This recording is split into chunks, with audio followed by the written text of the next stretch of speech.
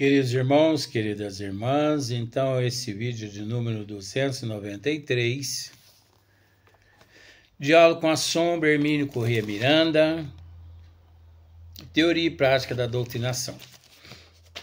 E o tema hoje é um tema assim muito gostoso, né? O tema o obsessor. Só que veja bem, não basta falar a respeito do termo obsessor. Nós precisamos recorrer ao livro dos médiuns. É lógico que eu vou recorrer. Vocês não se preocupam não, sabe, essa camisa grande desse jeito, mas o defunto era maior do que eu. É brincadeira, viu, gente? Mas acontece que essa camisa, você acredita que essa camisa eu ganhei realmente de um amigo, mas eu ganhei de uma amiga, porque o marido dela havia falecido. Ela perguntou se eu queria, eu falei, oxe, dá cá. Mas isso aconteceu mesmo, então por isso que essa camisa parece ser grande assim, mas realmente ela é grande, porque ele tinha umas 2 vezes o meu corpo, Deus que me livre. E de vez em quando ele nos visita aqui, eu falo, ih, bebê, perdeu. Bebê, olha só para você ver que intimidade. Então, só que não basta logo de início aqui, como se digitar logo de cara, e tratando do tema o obsessor. Nós temos que buscar no Evangelho, no livro dos médiuns, né? Capítulo 23. Eu não sei se você já leu o livro dos médiuns, se você já leu, você entende. No capítulo 23, Hipólito Léon Denisard de Rivail, ele dedica o capítulo 23 todinho a esse tema da obsessão. Então veja bem, da obsessão é uma coisa, o obsessor é outra coisa. Então no capítulo 23 nós encontramos lá obsessão simples, fascinação, subjugação, causas de obsessão. É muito importante saber a causa da obsessão. É muito importante. Porque às vezes a pessoa fala em subjugação, em fascinação, obsessão simples, mas não se preocupa com a causa da obsessão. E tem outros que não se preocupam com os meios de a combater. Como combater a obsessão? Olha só para você ver. Kardec, no livro dos médiuns, capítulo 23, se você ainda não leu, leia, gente. Não perca tempo nessa existência, não. Não perca tempo com o gibi, né? Esses gibizinhos que tem por aí, não. Leia. Aqui encontra-se a base de tudo. Não adianta você querer buscar um livro aqui, um livro ali. Ah, esse fala de obsessão. Esse não. É as obras básicas? Não. Então, não me interessa. Vamos partir das obras básicas em diante. Aí sim, aí nós podemos. Quem tem compreensão das obras básicas consegue entender obras de Manuel Filomeno de Miranda através de Divaldo Pereira Franco. Quem não tem conhecimento não consegue compreender. Acha que tudo que Manuel Filomeno de Miranda narra nas obras através do Divaldo, narrou nas obras através do Divaldo, acho que aquilo lá são livros apócrifos. Vê lá obras de Divaldo apócrifas. Jamais. Que isso, né? Então, apenas recomendando a você, capítulo 23 da Obsessão, Livro dos Médios, Obsessão Simples, Fascinação, Subjugação, Causas de Obsessão, Meios de a combater. Porque existe a causa da obsessão. Por que a obsessão existe? Por que existe o obsessor? E quais os meios de combater, né, essa obsessão? Então, eu acho que eu já contribuí um pouquinho, né, com o Livro dos Médios aqui. Então, nós vamos adentrar o livro Diálogo com as Sombras, porque, se tratando do tema o obsessor, é natural que existe todo um trabalho aqui em cima, porque é preciso entender. Vejamos, os mentores espirituais sérios, eu uso esses termos sérios porque a responsabilidade é muito grande. Os mentores espirituais verdadeiros, eles nem ousam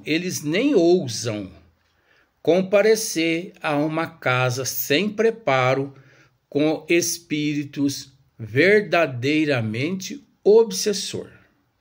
Não, eles não comparecem. Pois existe todo um programa na erraticidade, você sabe disso. Conforme já estudamos em capítulos anteriores, existe as casas espíritas catalogadas, que os mentores e as equipes espirituais recorrem, os médios, né, catalogados. Então, todos nós nos encontramos. Todos nós estamos catalogados lá na ficha dos mentores espirituais, e também todos nós estamos catalogados nas fichas das trevas, justamente para que eles possam nos tentar e nos desviar do caminho que nos leva a Jesus. Então, existe vários grupos, né? Ou melhor, existe várias categorias de espíritos. Conforme já dissemos no vídeo anterior, o número é inimaginável, só recorrendo ao Livro dos Espíritos, questão de número 100, a escala espírita. Ali nós temos uma leve noção, só que de acordo com o nosso nível evolutivo, nós temos ali uma leve noção do que significa essa escala. Então, existe casas espíritas apropriadas a receber diversas categorias, às vezes nenhuma categoria, pois os obsessores é uma categoria, pois os juristas é uma categoria, o perseguido é uma categoria. Então vejamos, os suicidas é uma categoria de espírito. Então os mentores espirituais, eles sabem onde levarem esses espíritos, essas falanges de espíritos todas. Então, por exemplo, eles recolhem nas regiões umbralina 40 espíritos suicida. Trata eles nos departamentos espirituais. Depois trazem eles até a casa espírita, né, adequada. Trabalha os mensageiros, trabalha os mentores espirituais praticamente quase que a semana toda, a noite toda, juntamente com os médiuns. Isso nós temos que acrescentar também que existe falanges de espíritos tão necessitadas que os mentores espirituais, com uma semana de antecedência, eles pegam no corpo físico o médium à noite, quando ele adormece, e parte com ele para os departamentos espirituais, trabalhando com ele médium, junto com aqueles espíritos a semana toda, numa questão de familiarização. Familiarização, inclusive energética, fluídica. Semana toda trabalhando com aqueles espíritos, com aquela falange de espíritos, de suicidas, de obsessores, de juristas e de tudo mais. Para que no dia aprazado eles ali compareçam com aqueles espíritos já preparados, uma semana com antecedência, no plano espiritual, cabendo ao doutrinador, dali em diante, dar uma sequência, uma vez que o doutrinador também participa do pré-trabalho no plano espiritual. Então, cada casa, ela é responsável por um tipo de trabalho, né? Então, não vamos pensar que uma casa espírita está preparada para 10 categorias de espíritos sofredores que não. Pois eu não sei se você sabe. Existem casas espíritas que estão preparadas a uma categoria de trabalho que se chama trabalho de materialização. Olha, o trabalho de materialização é um trabalho muito sério. Na cidade de São Paulo, tem uma casa, parece que Frei Fabiano de Cristo. Uma casa espírita nobre. Pessoas eticamente, moralmente excelente. Frei Fabiano de Cristo. Busque aí no Google. Você conhece, Luiz? Não. Vó está aqui me dizendo. Casa espírita ou instituição. Busque aí Casa Fabiano, Frei Fabiano de Cristo. Então, essa casa lá é uma instituição enorme, vó está dizendo. Ela está aqui fofocando minha orelha aqui. É uma casa espírita enorme. E eles realizam lá tantos trabalhos. Mas olha, eles realizam um trabalho lá. Se vó estiver mentindo, depois vocês puxam a orelha dela. Um trabalho de materialização. Que olha, é um trabalho o trabalho de materialização que se realiza lá é um trabalho que quem realizava aqui no Brasil era Peixotinho. Você conhece esse nome? Não, meu bem. Anota aí. Peixotinho não é o nome dele, não. Eu não me lembro o nome dele. Digita aí, médium de materialização Peixotinho. Até Chico Xavier participava dos trabalhos dele, pois Maria João de Deus, mamãe de Chico Xavier, várias vezes se materializou através do médium Peixotinho, se não me falha a memória, acho que no Rio de Janeiro, naquela época, em 1960 e tantos, né?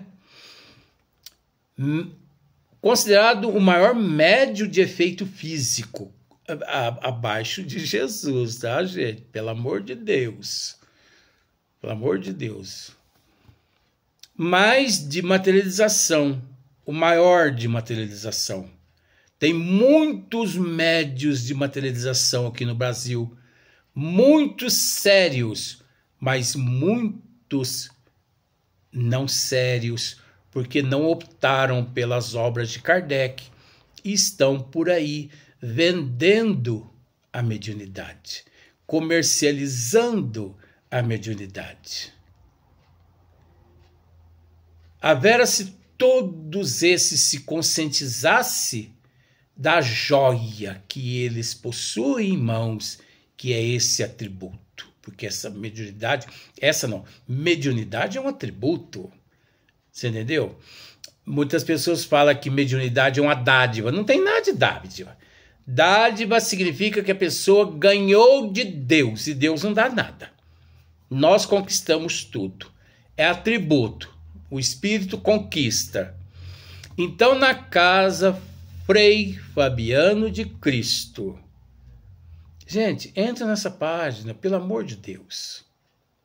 Você vai entender o que eu estou dizendo, o trabalho que eles realizam lá. Trabalho seríssimo.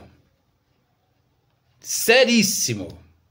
Então, essa casa em que hoje, nos trabalhos de obsessão trabalho mediúnico de obsessão, manifesta um obsessor, manifesta um suicida, manifesta um jurista, manifesta... Isso não é trabalho de obsessão, não, gente. Isso é passatempo.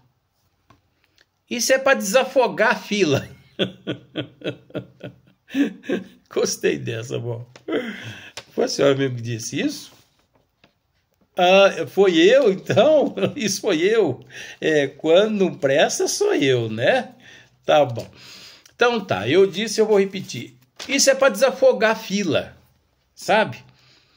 Porque é preciso disciplina, é preciso ordem, né? Então, olha só para você ver, só para você ter uma noção aqui, ó. O obsessor. Quem é o obsessor? O obsessor é quem encontra na erraticidade obsidiando quem está no corpo físico, ou quem está no corpo físico obsidiando quem está na erraticidade. É preciso parar para assimilar. Porque nós sabemos que existe o obsessor de encarnado para encarnado, de encarnado para desencarnado, desencarnado para encarnado, desencarnado para desencarnado. Então eu te faço a pergunta, quem é o obsessor? Até porque nesta existência, vamos dizer assim, eu sou o obsidiado. Mas será que realmente eu sou o obsidiado? Por que eu faço essa interrogação? Porque nesta existência, eu aqui, disfarçado, desculpe, nesta existência, disfarçado de obsidiado, eu me encontro. Mas sabe lá o que eu fiz em outras existências com esses amigos que auto se denominaram e auto se denominam meus obsessores? Que será fiz eu com eles? Então é uma roda de samissal. Roda de samissal. A mesma hora que a gente está em cima, a gente está embaixo. Então a gente sabe que o obsessor é aquele que cobra o que nós fizemos com ele. É um sujeito, em muitos casos, são seres inteligentíssimos, vamos ter que separar isso aqui. Em muitos casos, os obsessores são seres inteligentíssimos, eles calculam meticulosamente todos os detalhes para que no momento certo eles nos ataquem usando os nossos pontos fracos. Existem casos de obsessor que eles já iniciam o ataque deles para cima do obsidiado ali no útero da mãe mesmo. Você entendeu? É o caso de alguns tipos de ecrâmpes. É o caso de depressão pós-parto. Ih, gente, mas tem tanta coisa. É o caso de alguns abortos que eles provocam naquele instante, eles perturbam tanto o obsidiado que está lá dentro do útero da mãe, que o obsidiado ele se enrola no cordão umbilical e ali por asfixia o corpo físico acaba expulsando o espírito ali daquele corpo. Tudo tem um porquê. Não generalizando, tá bom? Porque nós sabemos, nós temos conhecimento nos departamentos espirituais que a gente atua, nós temos conhecimento de muitos casos, não generalizando. Então, pessoas com epilepsia, muitos casos de epilepsia, praticamente 99% dos epilépticos, eles sofrem uma grande influência dos obsessores, né? Mas tem casos de obsessores que a pessoa nasce fisicamente, neurologicamente normal. Só que o obsessor encontra-se ao lado dele ali, esperando o momento certo para atacar, porque a hora que ele atacar, ele ataca fulminantemente. Porque os obsessores, eles nos conhecem a todos. Eles nos conhecem, eles sabem os nossos sentimentos, os nossos desejos, os nossos pontos fracos. Por isso que Jesus nos recomendou há 2000 anos atrás, o orai e o vigiai. Né? Então os obsessores, eles nos conhecem, eles nos vigiam. E eles anotam todos os nossos comportamentos, nossas atitudes. Anota tudo. Depois eles somam. E onde eles percebem que somos mais falhos, ali eles nos atacam fulminantemente. E pode ter certeza de que quando eles descobrem o nosso ponto fraco e que ali nos ataca, o obsidiado não se recupera mais. Quase sempre o obsidiado ele vem a se sucumbir. Nós conhecemos milhões de casos de pessoas obsidiadas que já se sucumbiram, né? Então, o obsessor, ele é aquele que cobra. Então, existe aqueles obsessores super inteligentes. Sabem o que fazem. Você vai conversar com eles. Se você não tiver realmente conhecimento de causa e de efeito, eles te dão uma lição de moral. Quem é você para falar comigo desse jeito? Você não tem moral nenhuma. Você não tem conhecimento. Você não tem amor, você não tem caráter. Por isso que é preciso disciplina, benevolência, indulgência, amor, conhecimento, caráter. Caráter, amor, conhecimento, atributos esses fundamentais para dialogar com todo e qualquer espírito. Amor, caráter e conhecimento. Porque se você não tem caráter, esse é um ponto fraco onde eles atuam no doutrinador. Quem é você para se dirigir a mim? Você é um promíscuo? Pronto. Pois tudo a perder os trabalhos. Aí você pode me dizer assim, Luiz, mas nós nunca que encontraremos uma pessoa 100% pura. Ora, gente, mas a doutrina também não está à procura de puros aqui na Terra. A doutrina dos Espíritos não está à procura de pessoas portadoras de amor pleno, total, conhecimento pleno, caráter pleno, benevolência e indulgência plena, paciência plena. Não. Quem pensa por esse lado está equivocado. Mas a doutrina dos Espíritos nos incentiva hoje sermos melhor que ontem, amanhã melhor que hoje. Então, se você se apresenta, se você é uma pessoa promíscua, mas se você se apresenta como assim, uma pessoa que está batalhando, está lutando, você está entendendo? Você está lutando, você está lutando, você está lutando. Aquela luta tua, aquele teu empreendimento, aquele teu esforço, o espírito necessitado, ele vê o teu esforço. Ele não vê os teus atos, ele vê o teu esforço. Enquanto se você não se esforça, ele vê os teus atos. Você entendeu como que é a jogada? O esforço, o empreendimento, a batalha. Então ele olha em você e ele percebe, mas ele está lutando, Mas eu achava que ele era um promíscuo, deixa eu ver. Ele não vê promiscuidade em você, ele vê luta, ele vê batalha. Ele vê hoje você melhor que ontem, amanhã melhor que hoje. Porque perfeito só Deus, que é o ilimitado. Perfeito Jesus, que é o limitado.